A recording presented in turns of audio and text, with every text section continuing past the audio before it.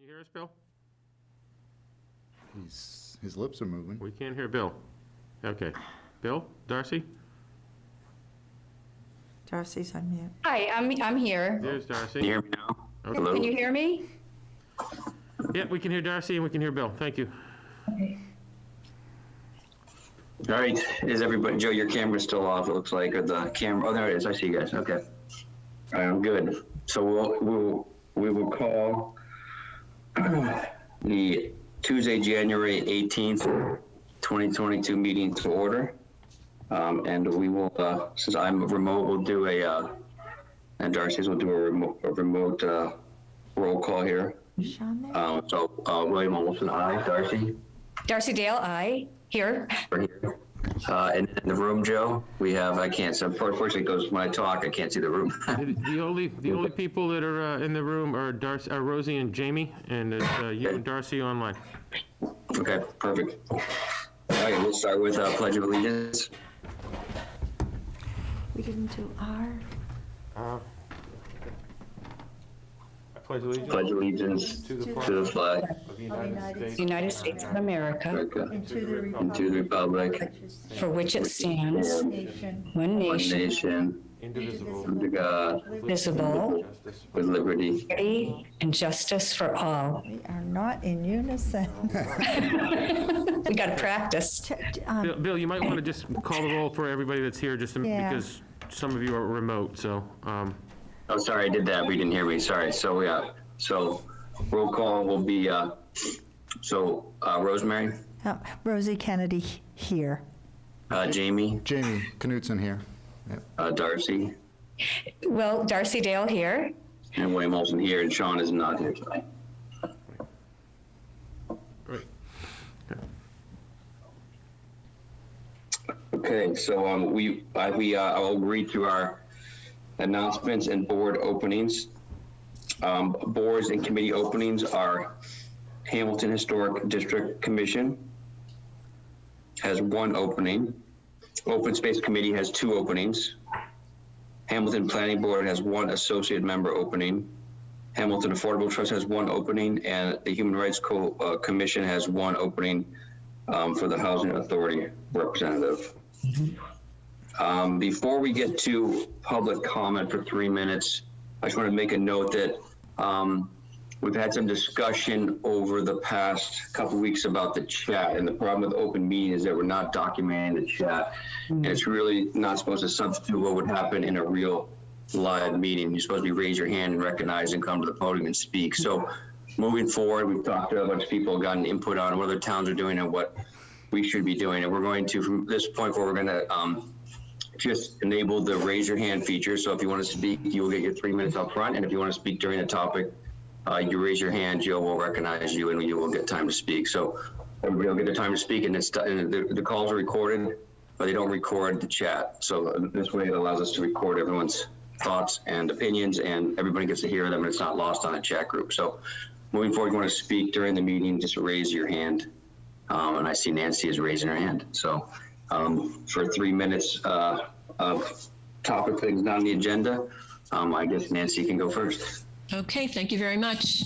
My name is Nancy Steffes, 1 Highland Street, and I'd like to make a comment as both a private resident and a member of the Human Rights Commission.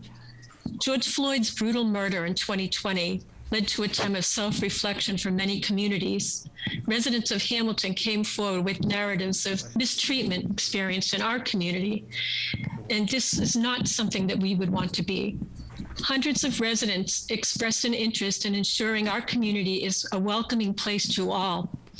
I applaud the Select Board for recognizing the town government had a role to play by forming the Human Rights Commission. The appointed commission is comprised of a cross-section of our town, a new arrival, longtime residents, several educators, a student in our schools, an elected official, town employees, and a senior citizen with more than 8 decades of family connection to the town. We selected Ann Brady as our chairperson for a reason. She is thoughtful and she's very good at corralling the cats that we are. I am proud to be working with this group who were once strangers to me. We have a lot of energy, and we want to serve Hamilton by fostering an accepting and welcoming environment. At the January 3rd meeting of the Select Board, Darcy Dale called out the chair of the Human Rights Commission, accusing Ann Brady, as the Human Rights Commission spokesperson, of groundless behavior, unjustified personal attacks on volunteers appointed to a town commissioner unbecoming an elected official. We need our leadership to respect all residents and volunteers in our town. And if we are going to nurture the civil engagement needed for Hamilton to sustain itself, otherwise our future is quite bleak. Thank you. That's all I have to say.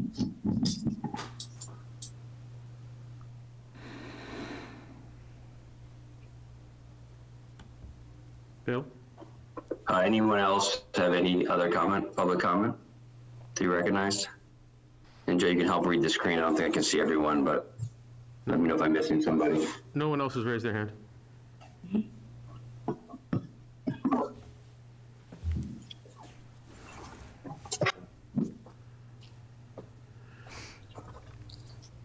Sorry, just want to take another view on the agenda here, Joe. So now is time for Selectman Town Manager reports.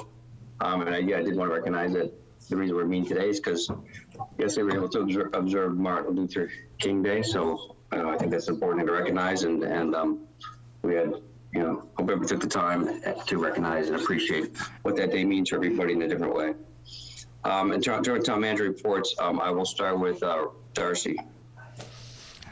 Yes, I just wanted to say, I was going to ask about a number of things, but then when I saw Joe's update on the town manager's report, it actually answered a lot of my questions. For example, where are we on the IT collaborative? Where are we on the backflow valve? So I was really quite impressed with the collection of ongoing and processes that were involved. And so that was really helpful. I did meet with the Board of Health last week. It was a very good meeting. It was a public meeting, very well attended. And we ironed out the process for how the kits were going to be distributed. And I believe they started on Friday distributing the kits to those who wanted them.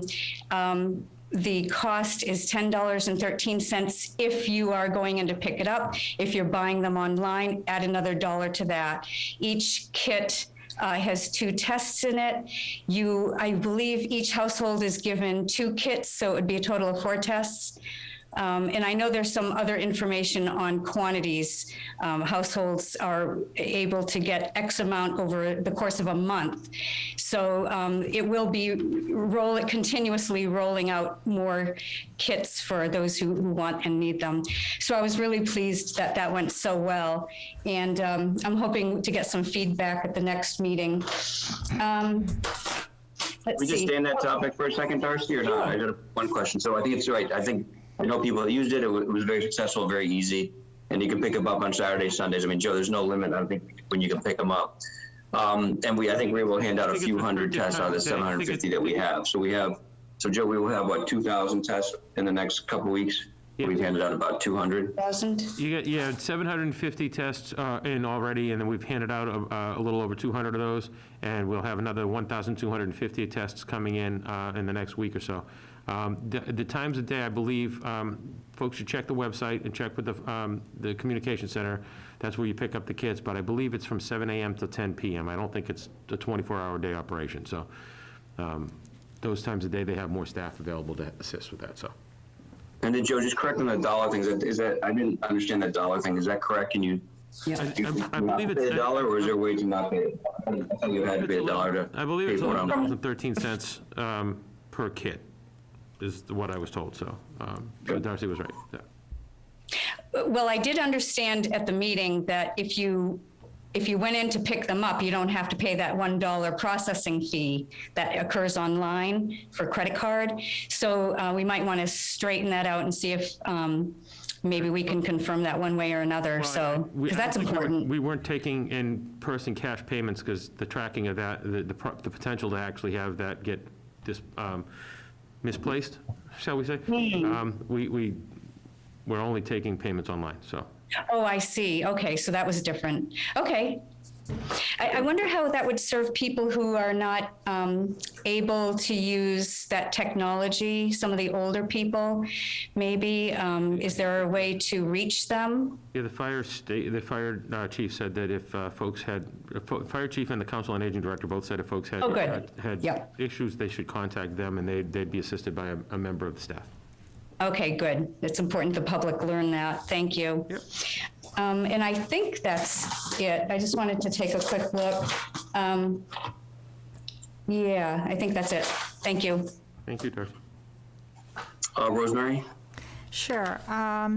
First thing I wanted to talk about was the Concom meeting last week. There was an NOI, notice of intent meeting for the 133 Essex Street proposed project. That was a very long and very in-depth meeting. In fact, all the other items that had originally been planned for the meeting were continued so that the Concom could give its full attention to this. A lot of issues discussed, and the meeting was closed at the end of that. The application was closed at the end of that meeting, and the Concom will now take the next several weeks to decide. And so that was a very interesting and educational meeting. I enjoyed very much listening to that discussion.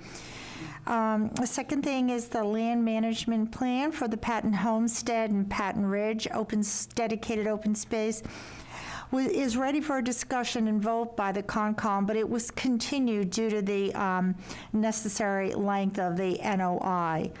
The third thing is that Adam Strozier, who is a member of the COA Board of Directors, has handed in his resignation because I'm sure to his delight, he has a new job as a TA in the Hamilton Wenham High School, and I can't think of anything more fun than working with seniors is working with high school kids. So I think that's fabulous. And Adam, thank you for your service to the town and wish you the very best of luck as you embark on your new job.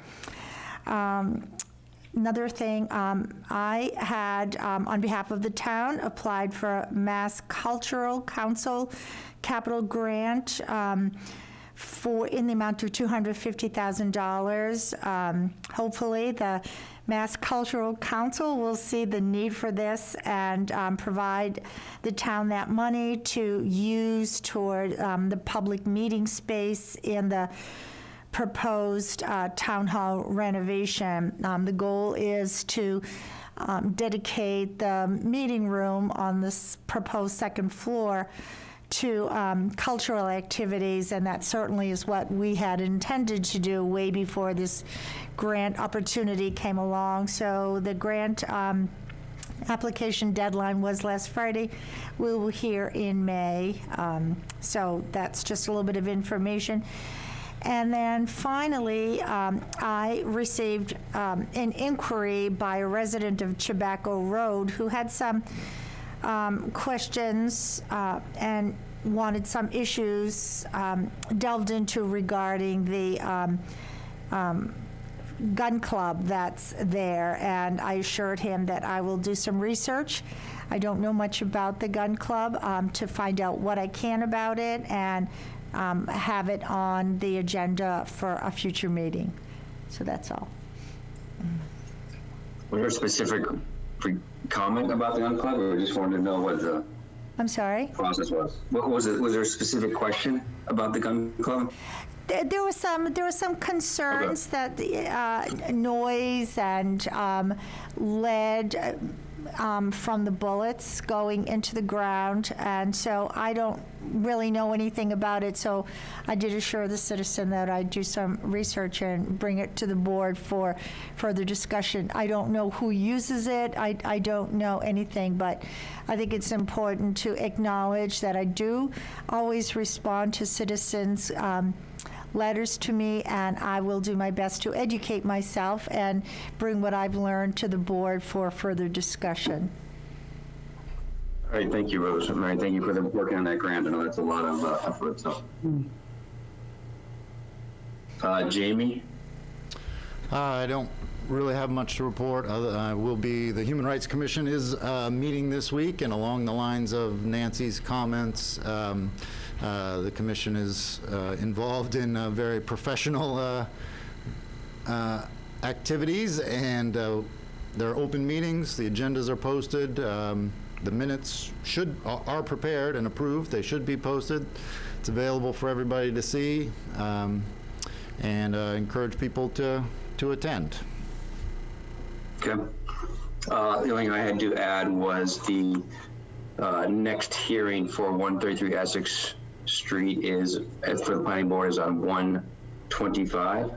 So it's next week, and they will focus on blasting, hydrology, and geotechnical related matters, which I know is important to everyone in the community, especially the abutters. So blasting, hydrogeology, and geotechnical related matters will be discussed at next planning board meeting.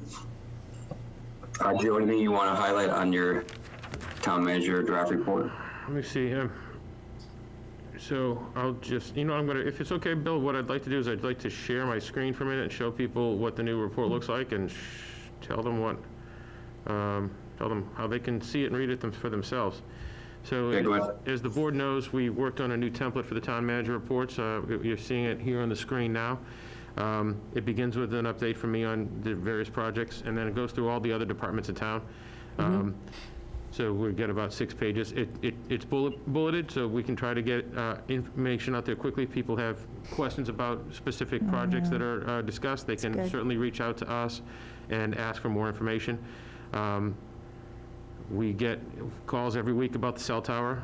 The town has been reaching out to the cell tower developer, and we have not heard back on a date. Verizon is supposedly the culprit at this point. The Everest, the cell phone tower developer, has been trying to get Verizon to give them a date on when they'll be able to come and install equipment. The tower is ready to receive equipment. It's energized. It's there. It just needs Verizon to install their equipment.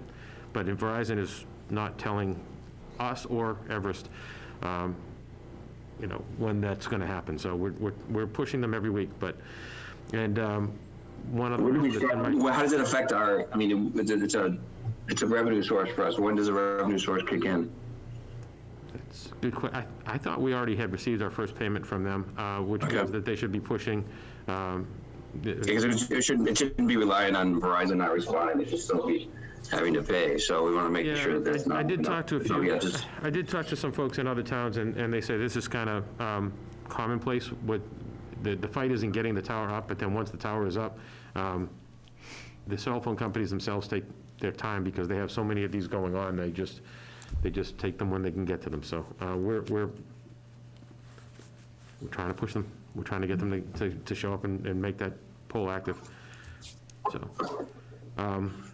the other big thing in this week's town manager report is that the town did receive a SWIMI grant, which stands for Sustainable Water Management Initiative.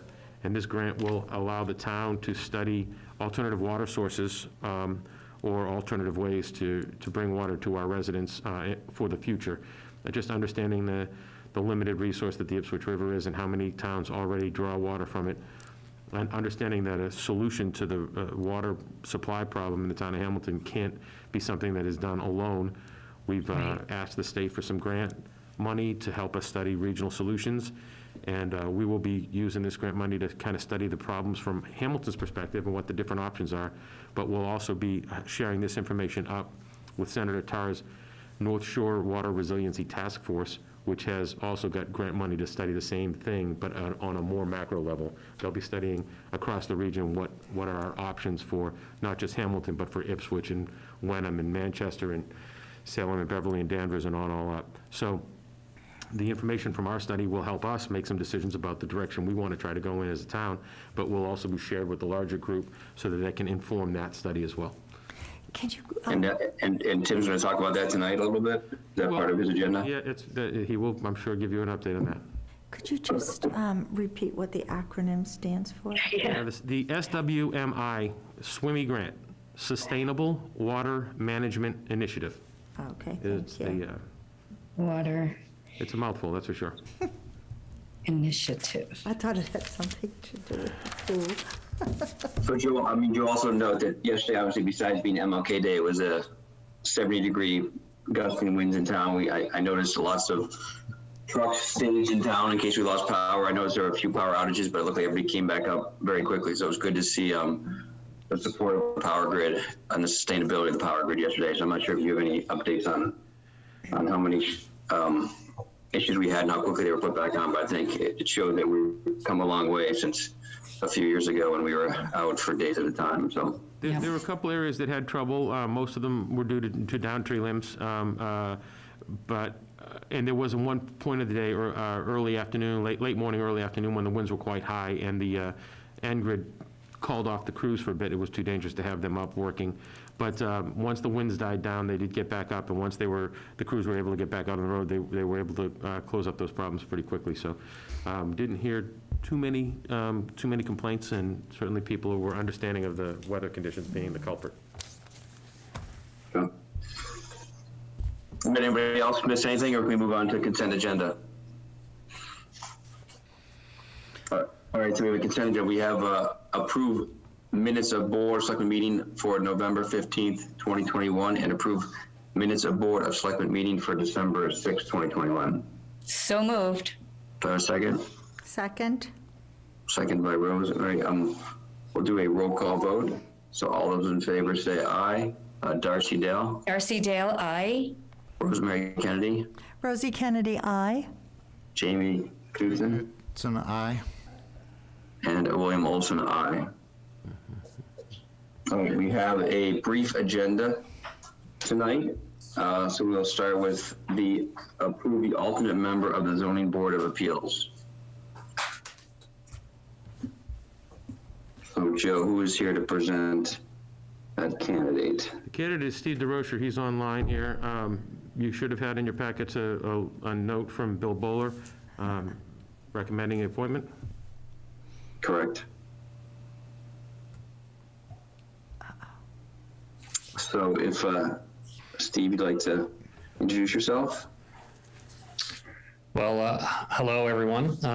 Thank you for the opportunity to present myself for the alternate member of the Zoning Board of Appeals.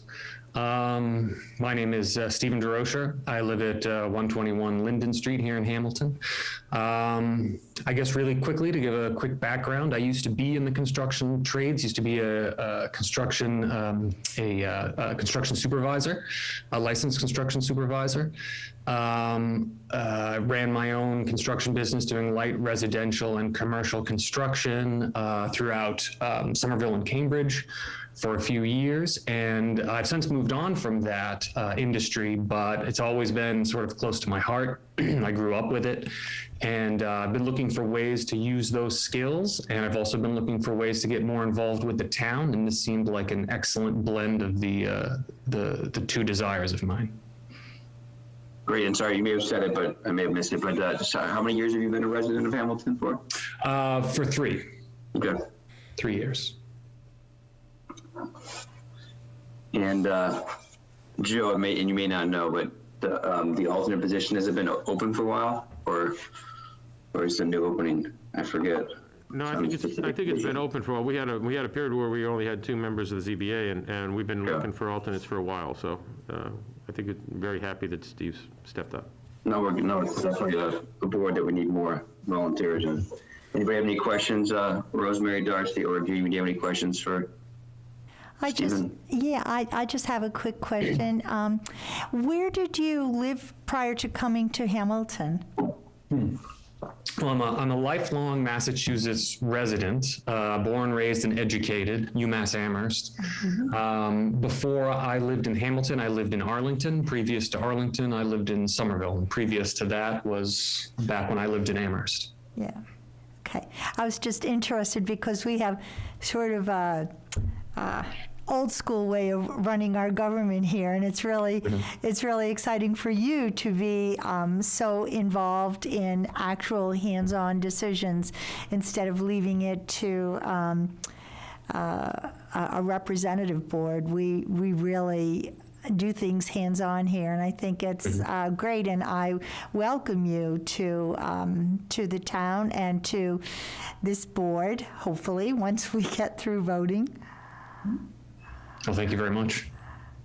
And I want to echo Rosie's sentiments. Welcome, and it's exciting to have new people come into the government and work together in a collaborative fashion to get things done for the people. So thank you. Yeah, thank you. It's my hope I can be a valuable asset there. Jamie, anything else to? I don't have Before we move. any questions. Thank you, Stephen. So Stephen is a neighbor of mine, and so I definitely endorse him in as far as his temperament and wisdom and all that good stuff. So. All right, so can I have a motion to approve Stephen DeRocher as the alternate member of the ZBA? So moved. I have a second. Second? Any further discussion? Any questions from anybody else? Well, I'll give the opportunity to raise their hands. All right, all those in favor say aye, and we'll do a roll call vote. We'll start with Jamie, Jamie Knutson, aye. Rosemary, Rosie Kennedy, aye. Darcy Darcy Dale, Dale, aye. and William Olson, aye. Great. Great, thank you, Stephen. Already, and I'm sure we're ready for you to get to work. I'm sure there's plenty going on. Thank you. Thank you. Thank you. All right, next thing on the agenda is approve new member of the Conservation Commission and vote. So we have a email as well from Lauren Lynch. Lauren and on Kathy Simmons. So Kathy, here to introduce yourself.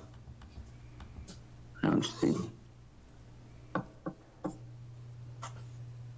So yeah, I see John Simmons. I'm assuming that's Kathy. Kathy, is Kathy, is that the same Zoom? Is she here? I was assuming this was her, but I'm not sure. It's Oh, got it says John Simmons. Maybe that is her. Maybe she can't. Let's give a minute. Let's give a minute. They stepped away for a second. So, Joan, if you can message that account and see if that's. I don't have her phone number. Kathy. She was, What's, in the. I Can do. you use the chat? Let me, we can't use it. hold on. Her number's here. I'll give her a quick call, you got it? if that's all right. Yeah, it's fine with me. Yeah. Okay. Oh, you're right, it is. They were on her application. I could have done that for you, sorry. It's okay. Three 740. Whoops. Anyway, we'll move to the next item. We can come back to this. I think the next item's Tim. Oh, Someone's got their hand raised. Oh, there it is. is there? Maybe Yes. she's there. Kathy? Hi, this is Yeah. Rosie Kennedy, one of the selectmen. Are you ready to speak with us? I think you can unmute yourself, Joan. I don't know if you can unmute though. I can't, I can only ask her to unmute. I can't unmute her. She has her hand up, but. Yeah, she's obviously, she having trouble with the, Oh, okay. Well, we'll give a chance to figure this out. We will. So Rosie's talking to her right now, maybe Bill. what we'll Okay, do is, sorry. should we put this off until the next meeting? Does that sound reasonable? I think they were hoping to have her for Yeah. the next conservation mission. She might, hold on, Kathy, I'm so sorry. Please excuse me. She just had some significant surgery yesterday, so she might not be in Great. any frame of mind. So that's why it might be compassionate to her to put this off for 2 weeks, if the board is agreeable to that. Yes. Okay. Yeah, I mean, I don't think the board is going to have an issue with her recognition nomination, but I wanted to give her the opportunity So Kathy? to speak. So, I mean, we could still, if the vote wanted, we could still vote, and she could still come in a couple weeks and introduce herself. How about if you want to do that? have you come Or do back you want to wait to vote? I don't know. Bill's suggesting that maybe the board could vote on her appointment and she could come back and visit later on, if that's okay. Well, Up to the board. Gee. okay, Kathy, we'll have you come and see us at our next meeting, and 7th. we're going to discuss it, and we may very well vote your position in your absence, okay? Okay.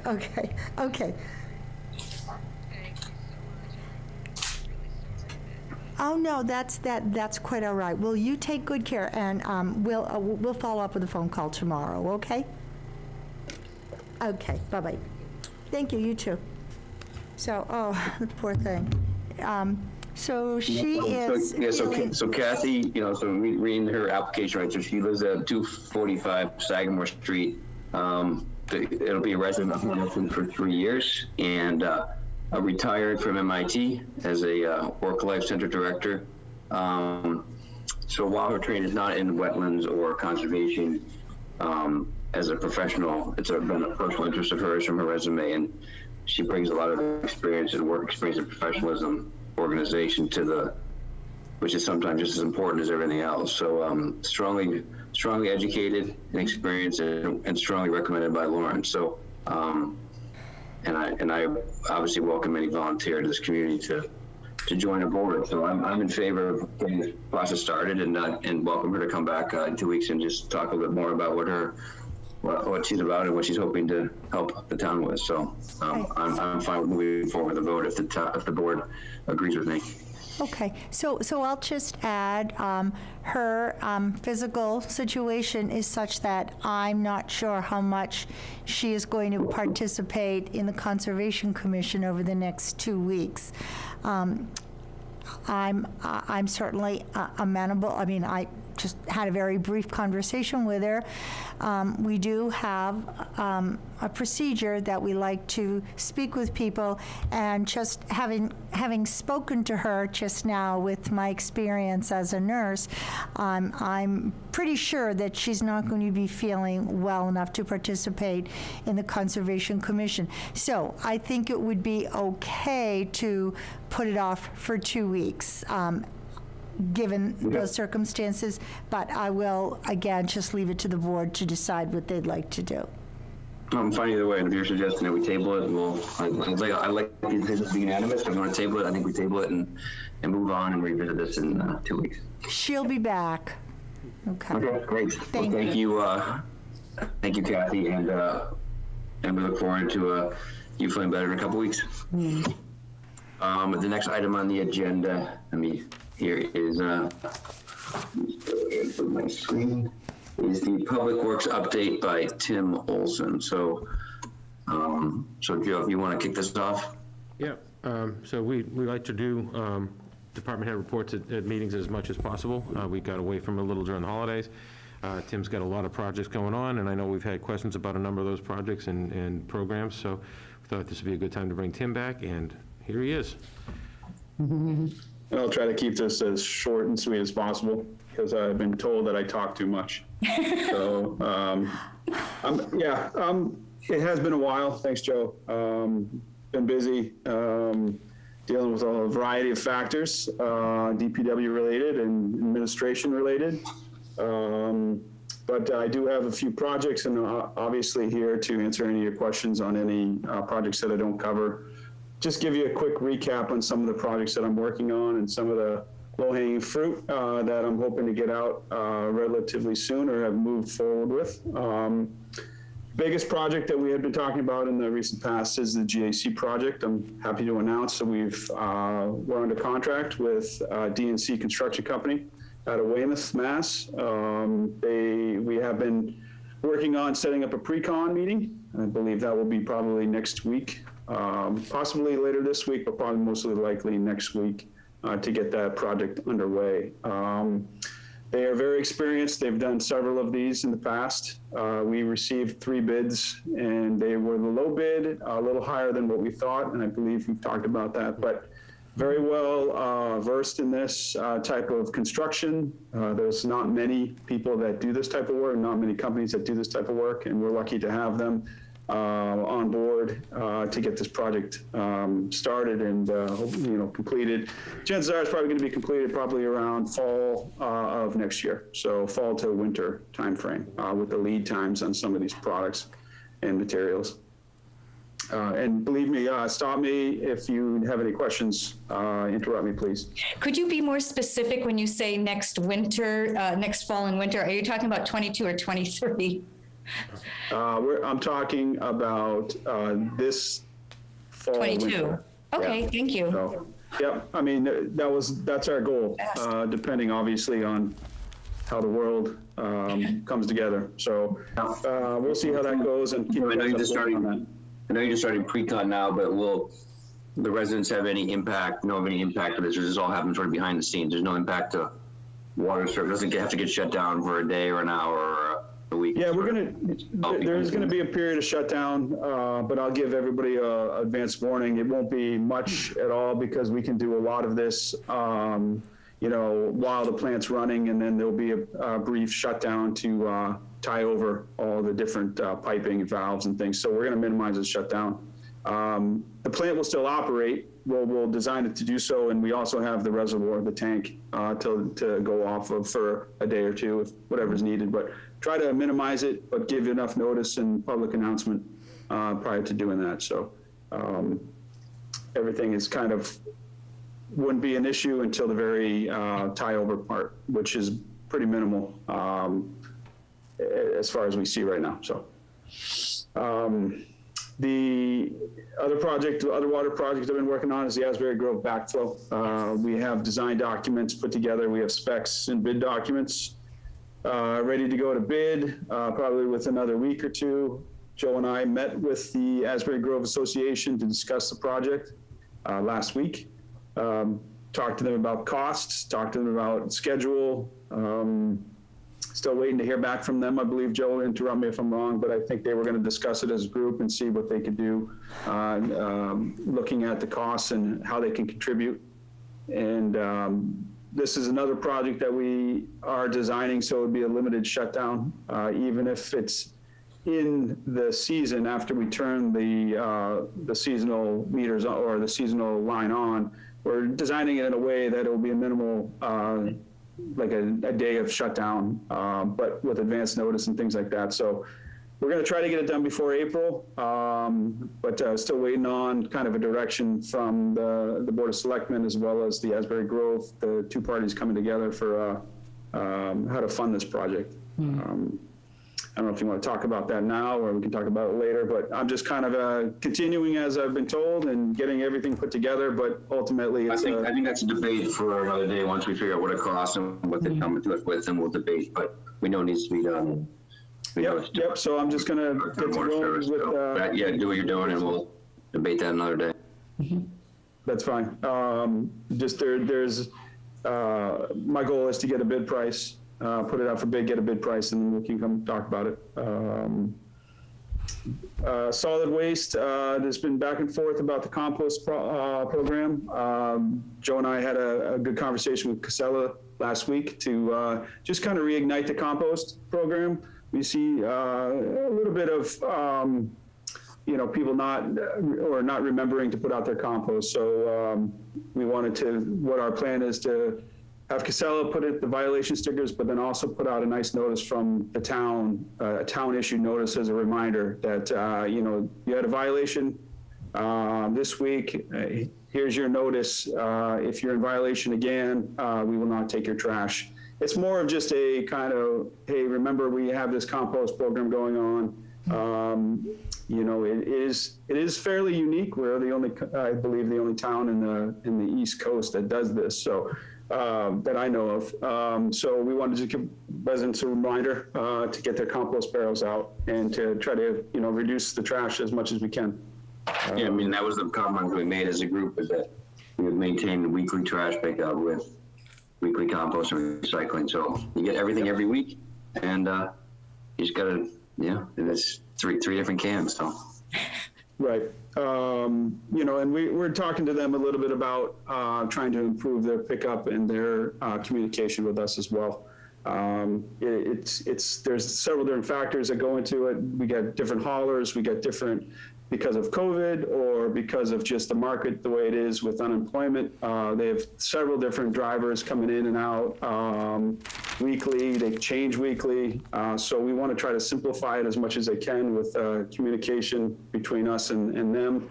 And obviously with the hauler as well. So variety of this kind of like this triangulation approach to try to get this back in and as functional as well as you know, beneficial to the town of Hamilton. Highway projects, paving projects, we completed paving over on 4th Street in that whole neighborhood after we replaced the water line prior to that. We still have Essex Street near Appaloosa where we're looking at doing some drainage improvements. That's a heavy flooding area that's an issue that needs to be dealt with. It's a little challenging over there. There's not a lot of areas to put the water, so we're working with residents in that area to try to work together to obtain an easement as well as drain that road appropriately so we don't have big ponding issues that we do currently. So facilities, I'm not sure if all of you know, Mark Shaw resigned back in November. So Pete and I, my assistant and I have been taking over the roles and responsibilities of the facilities technician. Pete's kind of the boots on the ground, going into each building, making sure everything's functional, taking all the emails from the users in case things need to be fixed or repaired. I've taken the role of managing the buildings through our control systems, Johnson Controls, learning that program. So I think we're doing a very good job keeping up with the requests, as well as looking and planning for the future projects and repairs. We also have a meeting with BTQ looking at the public safety building specifically to recommission that building. We are, as many of us know, there's an HVAC, heating and ventilation AC problem over there. I think it's from the beginning of when that building was built. We have this company coming in. We received a grant from Mass DEP, $15,000 grant to have this company come in to recommission our system. We had a meeting, a kickoff meeting last week, and I believe they are looking to come in the last week in January to start the project. I'm pretty excited about that because that's a lot of what I've been dealing with is trying to manage this building, but something that's really not manageable. So they're helping me put together a good program, and it'll be good for me to be on from the beginning of this one instead of picking up pieces from something that happened several years ago. The fuel facility, we've kind of decided, we're looking at pricing. I did get some estimates, very expensive for the fuel facility. So I think the public safety department heads, myself and Joe, got together. We decided probably the best way forward at this time is to bring back our current facility. We are looking to have a third-party inspector come in to do a tightness test, which is required prior to putting them back online, as well as looking at obtaining a new insurance policy for the tanks. This probably won't be online. I don't think the tanks will be online until probably February timeframe for this all to happen. Hopefully the tightness comes back and our equipment that we currently have is in good working order. It has been about 1.5 years since we've used that system. But you know, if everything's great and good working order, we'll have that back online, which is a great benefit to us, especially during the winter time. Tim, will this tank be underground or above ground? It's our current underground tanks, which is behind Town Hall. So we've also decided, I know we were trying to keep it separate from the Town Hall project, but in speaking with everybody, because of the Town Hall project having not moved forward in the past, that was the big push to get them out of the ground, was that Town Hall project. So I was trying to stay ahead of it looking at with the glass half full that we were going to do the town hall project. With that, we're kind of resurfacing a bit. We're thinking about possibly putting this within the project. It might make sense to have it all in one, as one. It's a lot easier for me to manage one project. And I think it makes more sense to do it that way as well. So it's all part of the whole programming of the town hall and the parking layout, as well as any type of additional parking in the DPW. We can plan for it and put it in the the correct location, things like that. So Thank you. I think that's a better way to go. Yes. See, Tobacco Road. So we're kind of holding tight on tobacco. We're looking at, as all of you knew, we did receive a negative vote at the Manchester annual meeting. So we are talking with the engineers at this time. Joe and myself, we plan to meet with them probably later this month to talk about different options and options moving forward, what that means for permitting, et cetera.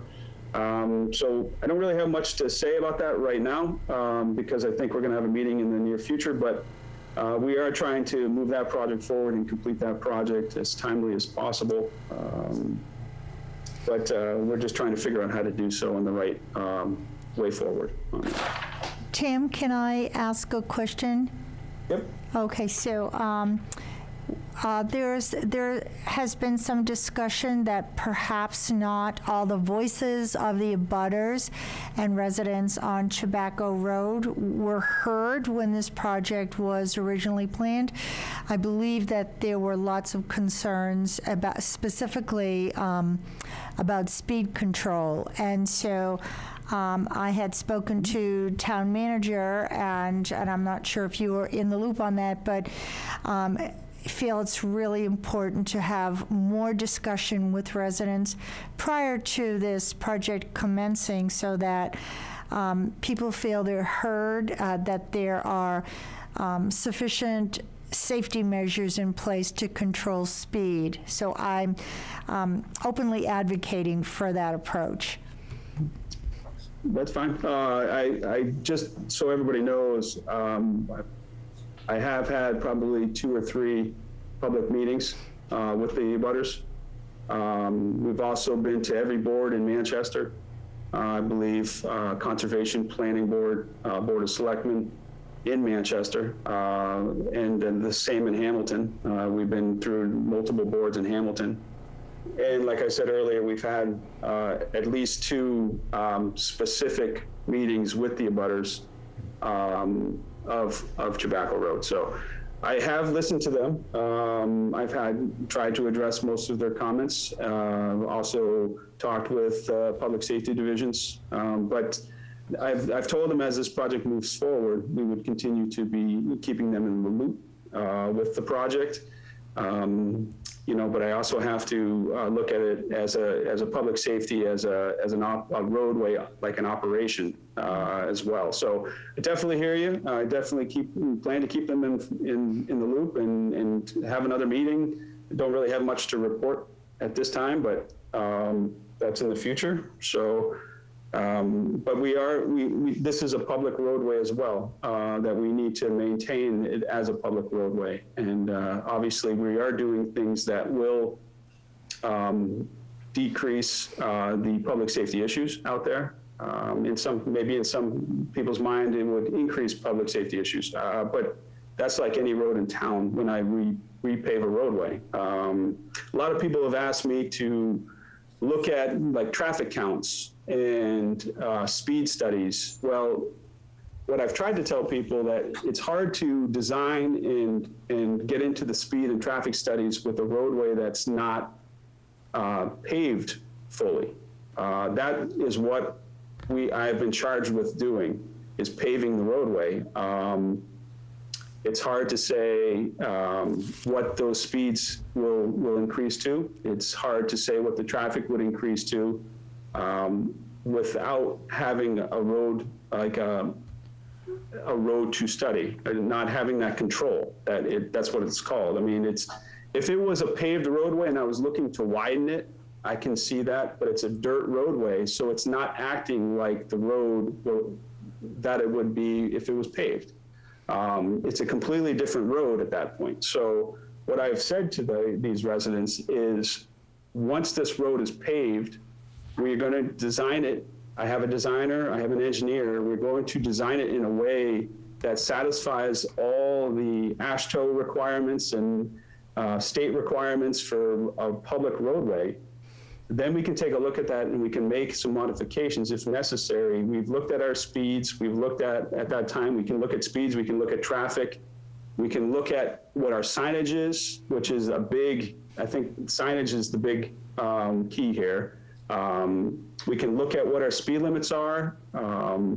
We can do a lot of those things, but it's hard to do that right now with a dirt roadway that not many people are using because of its current condition. And if they are using it, they're traveling very slow speeds. So that's kind of where I was leading them to say, hey, the town voted to pave this roadway. We're gonna get it paved, and we're gonna do the best job we can in this, in the best project possible. And then we will also take a look at how it's acting and how it's behaving, and make those adjustments if necessary. If it's temporary speed bumps, if it's opening up some curves to improve the sight distance, things like that. If it's a weight reduction, weight exclusion or traffic, like an axle exclusion, there's things that, there's things that we can do that we can study, but if we're gonna look at the weight reduction and the traffic and the axle reduction, we can't even submit anything to the state because we don't have the data required to do that until the roadway is actually built. Right, but I think one of the things that's important, I have been out there on site walks, and I have personally seen people flying down that paved part of the road down toward 22. It is frightening to me how fast those people were going. And secondly, so that is a red flag to me. And then certainly the other part of that is that we know this is going to be a cut through for people coming and going onto 128. So I guess I would say I think there are some factors that I think should be discussed, and some sort of a reasonable solution discussed prior to just paving the road, because we already know that there are going to be issues. And so I'm a big person, I'm a big advocate for proactive resolution to problems, rather than just letting them happen and then saying, oh, well, we can't do anything about that, because I think there are things that we could do. And I am just asking that there be more conversation about what kind of things we anticipate are going to happen, and then secondly, how might they be mitigated. So that's my advocacy for this.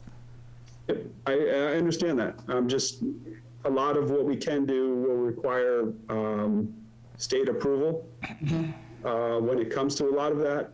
If it's speed, if it's a speed limit study, and that will take the roadway being studied with traffic counts and speed limits. And what I was trying to say is that though there's things we can do, there's things we can anticipate, but we need to have, if we're going to enact and bring in any of these changes, we need to have our data behind it. And that's a hard thing to do with the current condition of the roadway. That's all I was saying. Okay, thanks.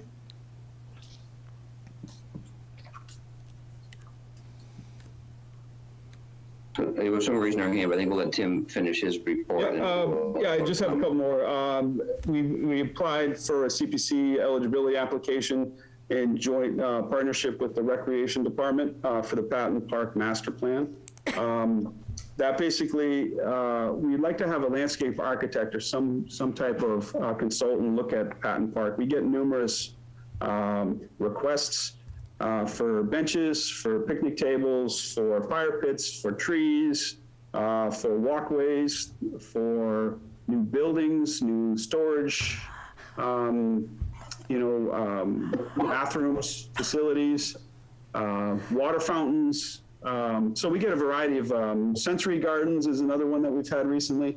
So what we are looking at trying to do is Patton Park is a beautiful center of town, probably one of the most used parks, probably in the North Shore. Really? I think there's people that come in all over to use Patton Park.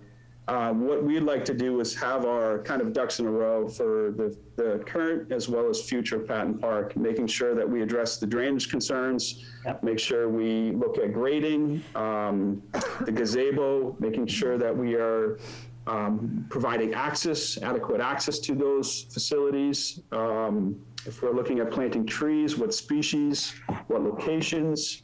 If we're looking at doing some benches and putting some benches in, what type of benches are we looking at? I'd like to try to standardize a lot of that. So people are knowing what we're working to, that we give them a vision of what Patton Park could be in the future.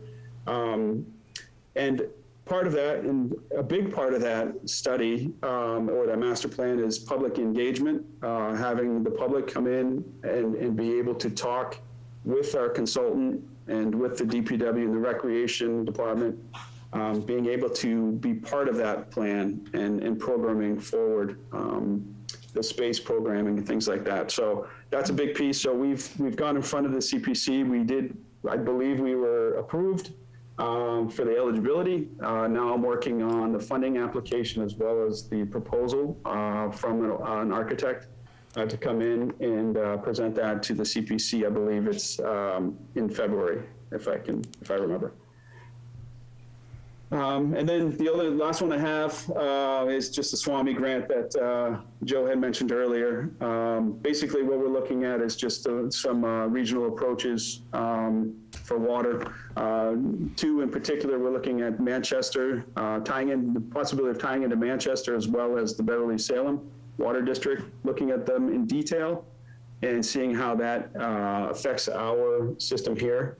And then taking those and bringing it to the next level of how that can benefit Hamilton, as well as possibly even additional communities.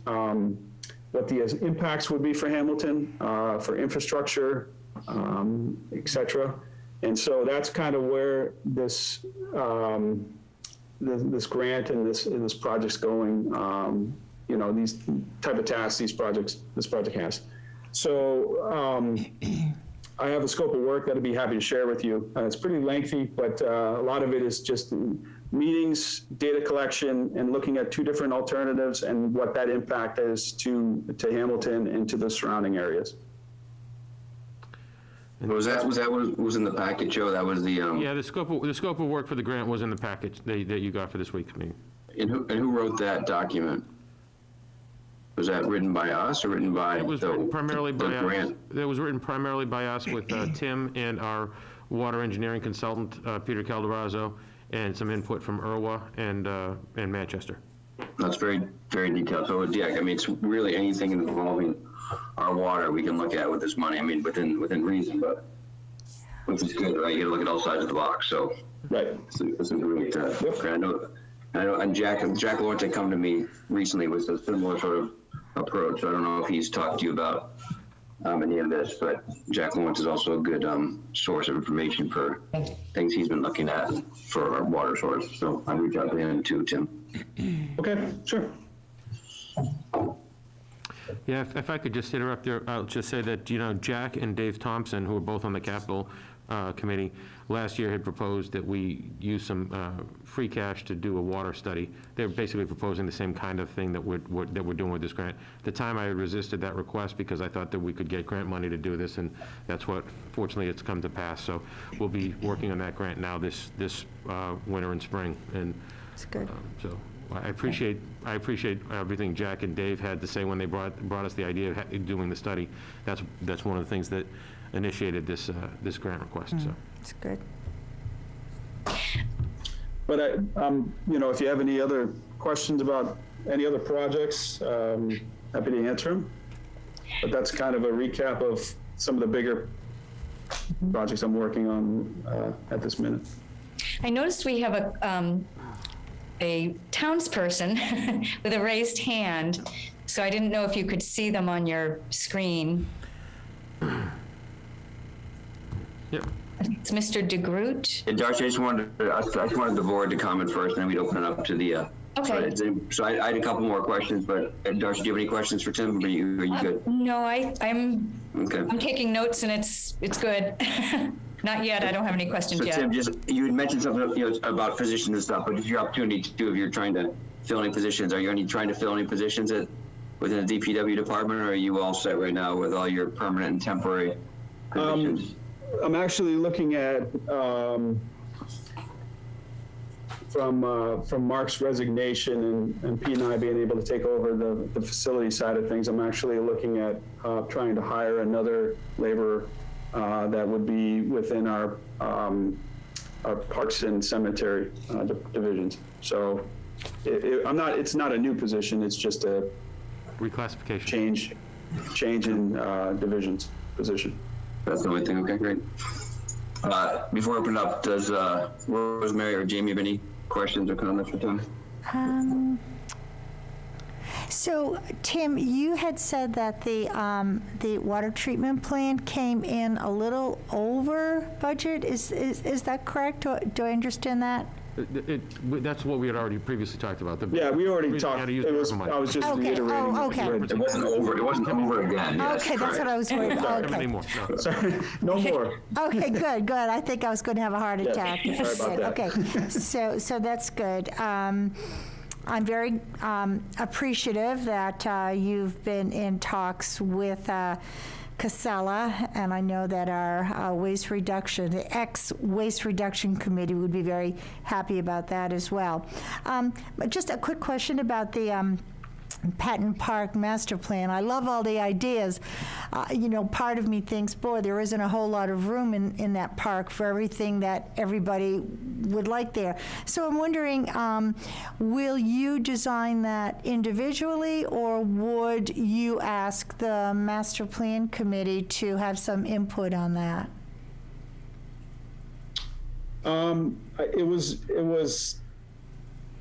I thought about having it separate, just because it was such a small piece to the master plan. But I mean, we can definitely have them, or anybody interested can assist and help out. And if it makes sense to bring it tie it into the plan for an open space or a recreational little section of the master plan, that's fine to do so. I don't know what their timing and schedule is. Yeah, we're a but- little behind. We've sort of reset. So we'll be Okay. meeting Okay. next Thursday, the 27th. But another question, just what is the budget for reconfiguring or doing some landscape design in the Patton Park? Had you considered a budget? Is there some number you're looking for from CPC? Just for the landscape architect design master plan services, I did put a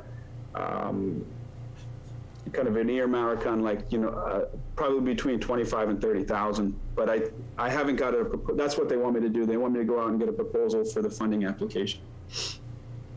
So I've been busy trying to land an architect that we've either used in the past or somebody familiar with Patton Park.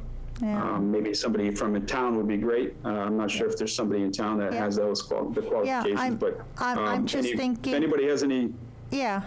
I haven't- recommendations, I'd be happy to hear 'em. Yeah, I think about the Hamilton Wenham Garden Club has amazing designers that they utilize. So I don't know what a landscape designer would cost or a landscape architect, but I'm wondering they might be a good source to come up with some ideas. And there are obviously a lot of local people too. So just thought I would Right. throw that out. Sure. Yep. Appreciate it. I'll reach out to them and finding somebody that has the passion about Patton Park and has been in the community or knows the community well is something I think would be very beneficial there, to know kind of how the park's used and has firsthand experience. Yeah, so we're having a meeting tomorrow night, and I'm actually a member of the garden club, so I'll throw it out to the president and see if she has any thoughts, if that would be all right with you, Tim. Sure. Appreciate it. Okay, thank you. Anybody else? Sorry, Jamie, anything from you? No, I don't have anything. Thanks, Tim. Al, you have your hand raised? Excuse me, I do. Thank you very much, Al DeGroot, 193 Chabaco. And I want to just talk about studies.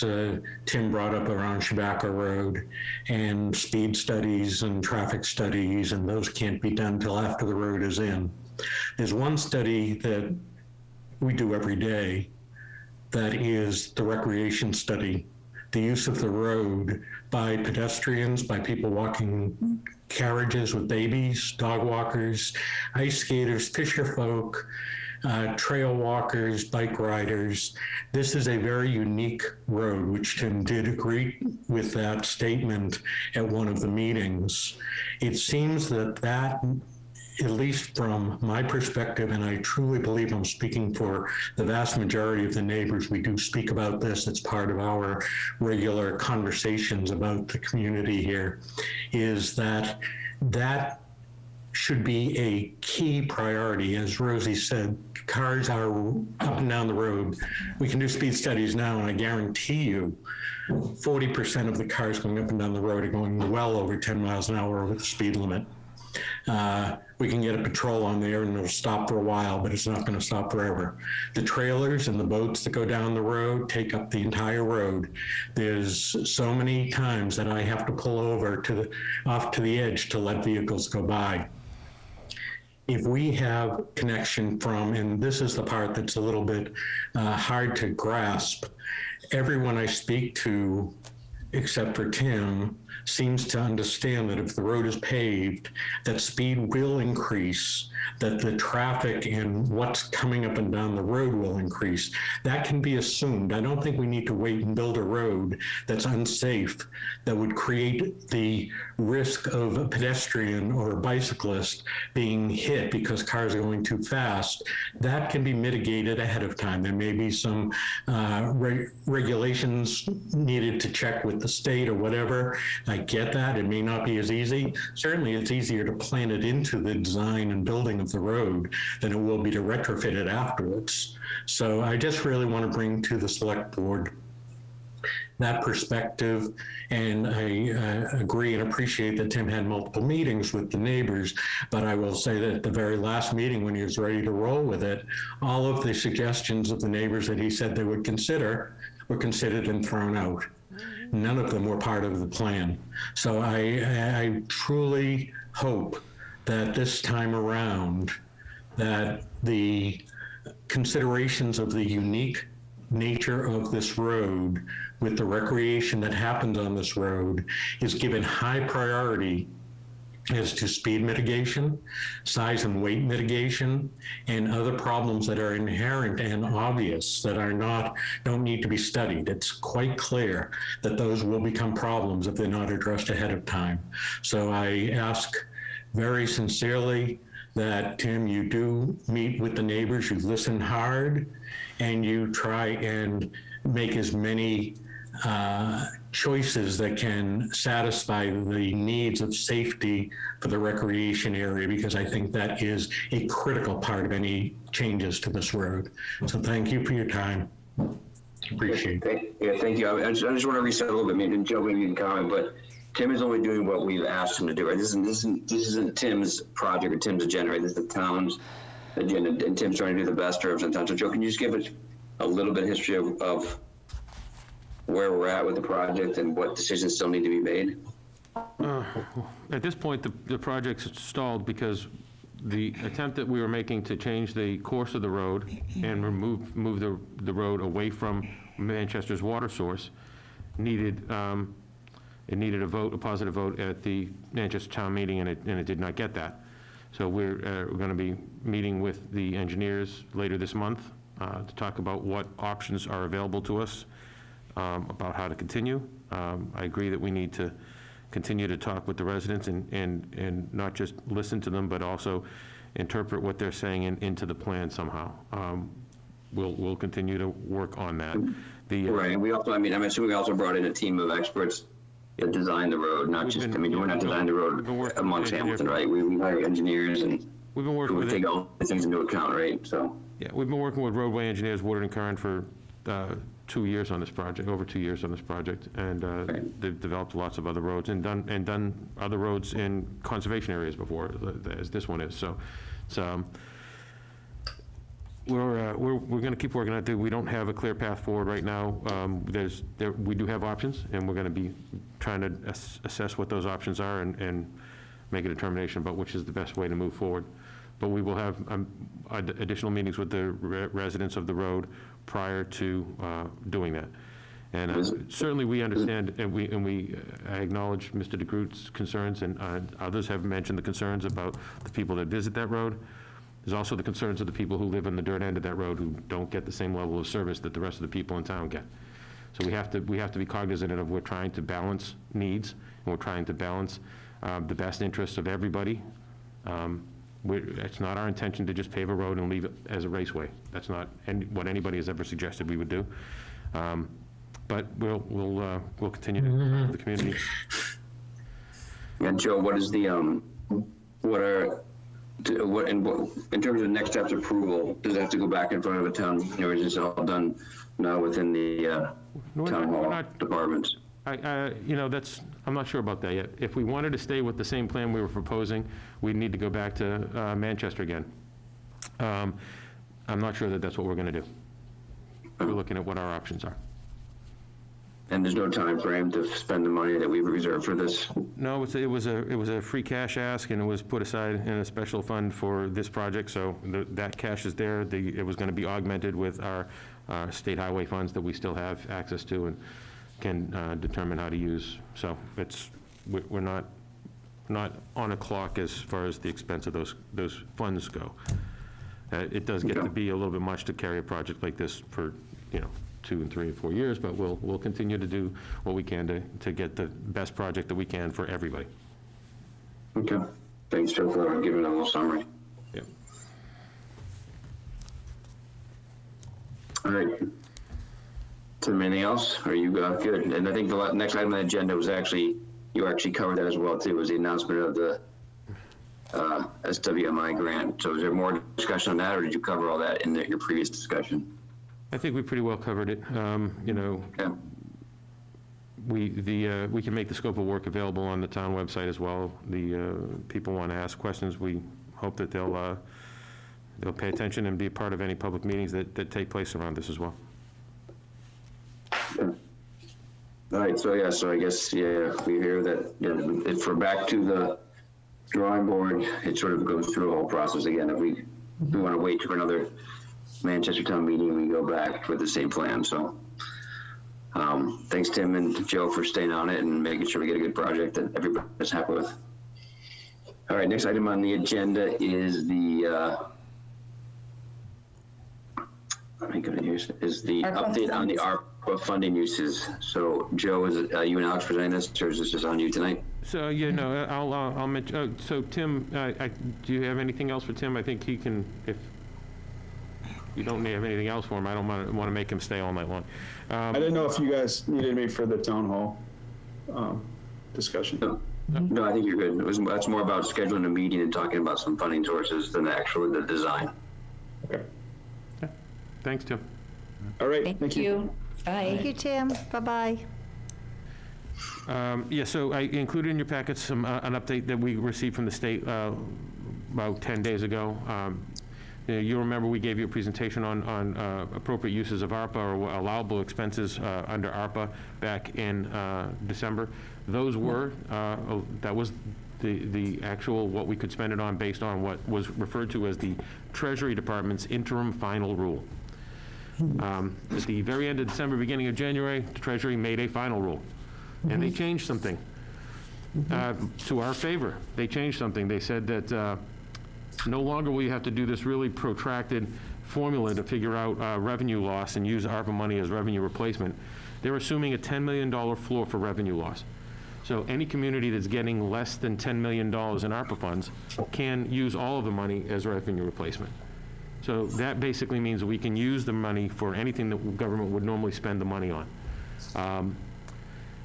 we've already committed to using some of that money. I would say to you that we would still, even if we'd known this back in December, we would still have pushed to use the ARPA funds in the places that we've used them, because those were expenses that were, extraordinary and things that we wouldn't have been able to handle without the use of the ARPA funds. So I think they were appropriate uses of the funds. But this does mean that other ideas for using ARPA are back on the table. And so we look forward to having that discussion with the board in at the upcoming meetings. And I know that I've been asked several times about using ARPA for projects like the town hall.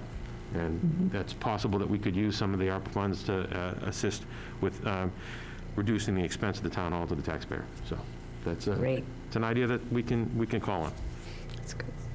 That's great. Thank you, Joe. Nobody was happier than me when I read that email from ANF. I was like, ANF is the Administration of Finance at the state, and when they sent us that email, I was overjoyed, to say the least. So That makes Great. all of us, I think, yes, that's wonderful. yeah. All right, and the next item, any questions on ARPA? I think that's a good update, and I think, as we go through our budget season, we'll talk about that. As we go through town hall, we'll look at options to use some of that money for town hall, so I think that'll Yeah, I will say that, inform other discussions. if I could just add, you mentioned the budget season.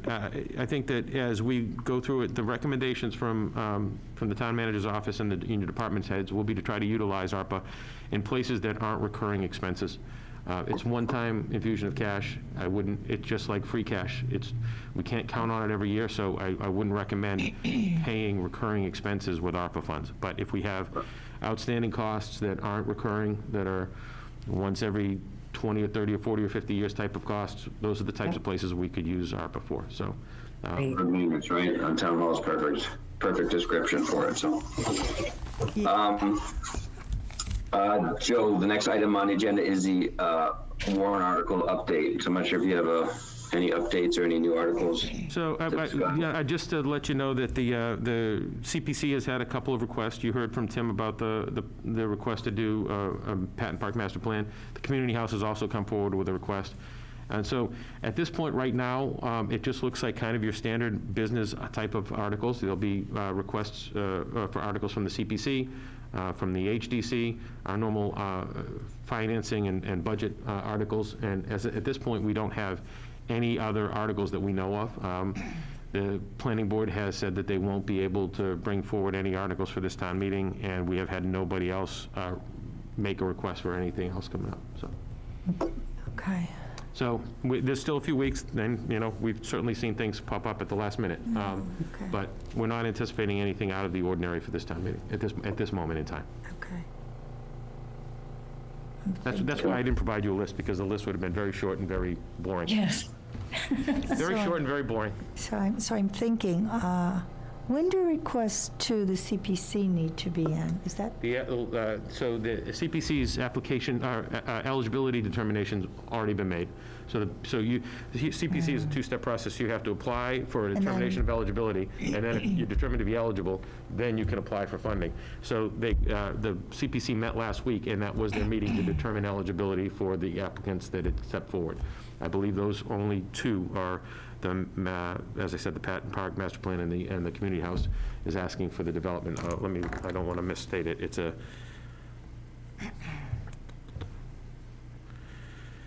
It's called the Community House Square. It's the outside space at the community house would be redeveloped into a community gathering spot under their vision. But those are the only two things that we know of that have sought funding in this round. okay, thank you.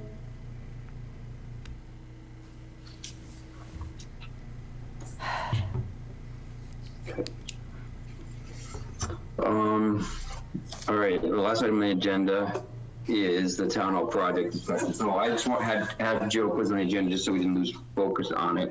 But I'd asked Joe to set up a meeting later in the month, but because sort of we have 5 Mondays, I thought we could do it the same day as a select board meeting and do it like from 6 to 7.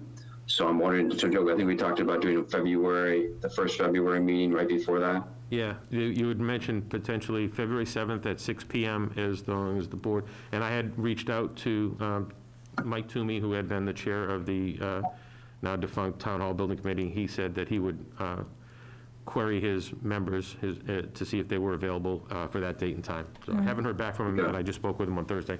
But So 6 to 7, so instead of a 6 to 7 agenda for that date, I think that worked out well. We'll talk about next steps and different things in funding. But I think also this was interesting that we possibly, whether we will or we won't, it's a further discussion, but at least we have the option to use some of the ARPA funding. Yep. And then have you heard anything back from Gordon on the rental of that? yeah, I got an email late last week. I think I got it Friday when I had a vacation day. Greg Hansen, the new finance director at the seminary, has asked me to try and schedule a meeting with him for early next week. So I'm going to get to that tomorrow, and we'll try and pick a day and time. Hopefully by next Tuesday, we'll have a meeting to figure out if that's still a viable option, which I'm optimistic. I'm confident, optimistic that we can work something out with them. That's great. So I don't have much to add to the discussion. Just wanted to make sure that we were keeping on target and keeping a goal. So I think our goal is to get everybody together. I will make sure everybody's invited to that, make sure it's posted well in advance, and start talking about next steps and building some consensus in town about what the right thing to do is, rather than see the building, boarded up. So that's not what we want to have happen in our town. Yeah. So I think just as a thought here, it seems like looking at all the documents and the bid documents and the design, I mean, all the hard work, all the heavy lifting in the sense of design has been completed. So just thinking about the time burden on the Town Hall Building Committee, it seems like the best use or the biggest need from the Town Hall Building Committee right now would be to help with the rebid process whenever that would come along. And then we had talked about a sort of a campaign to really inform people about the town hall project and try to make it less divisive than perhaps it was last time, that it's not an either or, it's an and, right? So that's just my thought, that I don't necessarily think that the Town Hall Building Committee needs to put in nearly the amount of work we put in last year. I mean, it was just nonstop. So I'm hopefully able to reassure people who were on the Town Hall Building Committee before that indeed most of the work has been done, and it'll be a much lighter load. That's correct. I would agree with that. This is a different agenda. This is messaging appropriately and answering questions appropriately, I think. And so, yeah, I agree. It's not a redesign or a rebid. It's until we sort of get approval. Yeah. Who is that? Who's that emoji? Okay. Anybody else have anything to add to that before we meet on the 7th? I don't think so, not for me. Does that work for everybody? The 7th, yes. Sure. Looks like you have assent. Yeah. Darcy? Yes, okay. Yeah. I move that we adjourn for the evening. I'll second. All right. And further discussion? All right, we'll do a roll call vote. We'll start with Darcy Dale. Darcy Dale, aye. Rosemary Kennedy. Rosie Kennedy, aye. Jamie. Jamie Knutson, aye. And William Olson, aye. Thanks for putting us together. Okay. Thanks, Went everybody. smoothly. Good night, everybody.